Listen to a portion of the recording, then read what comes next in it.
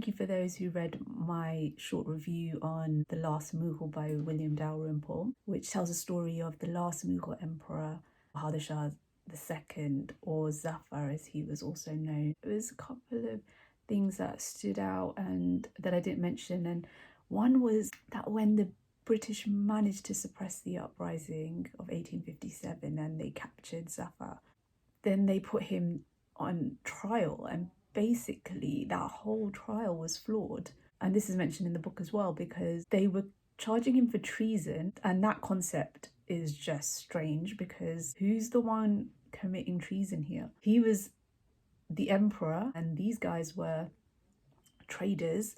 They came in with the East India Company and they came to trade, but they slowly, sneakily built up a power base, and they were eroding the power of the Mughal Empire slowly over time, and eventually their plans were to get rid of it anyway. So the uprising just sort of sped that up a bit. In fact, it was more them that was committing treason because they were the ones that shouldn't really have been there.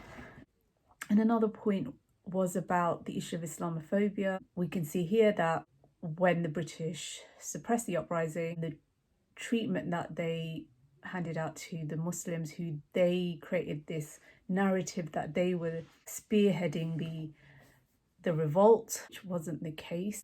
They behaved very Islamophobic towards them. This is not a new phenomenon. This has happened since the birth of Islam, really. So Islamophobia wasn't even new to India in the 1800s. They had always been sort of in contact. The belief systems and the treatment that the West had towards Muslims, that would come out at various junctions in history. And I mean, we see it play out a lot today, but I just wanted to emphasize that it's not new. It's overlooked, definitely. We had Islamophobia week recently, which sort of, if you blinked your eyes, you'd miss it. And this whole thing about Islamophobia versus racism is just confusing as well. Because in India, everyone's the same skin colour, more or less.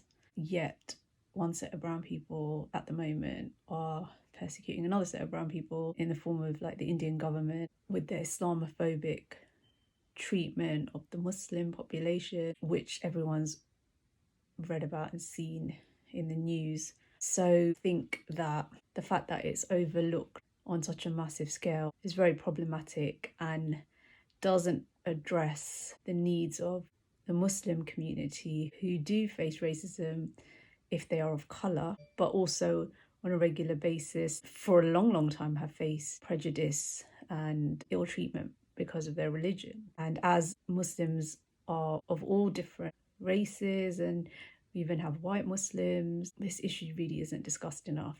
So I just wanted to put it out there and really talk about what I was thinking. Well, thanks for listening, and hopefully we can discuss this.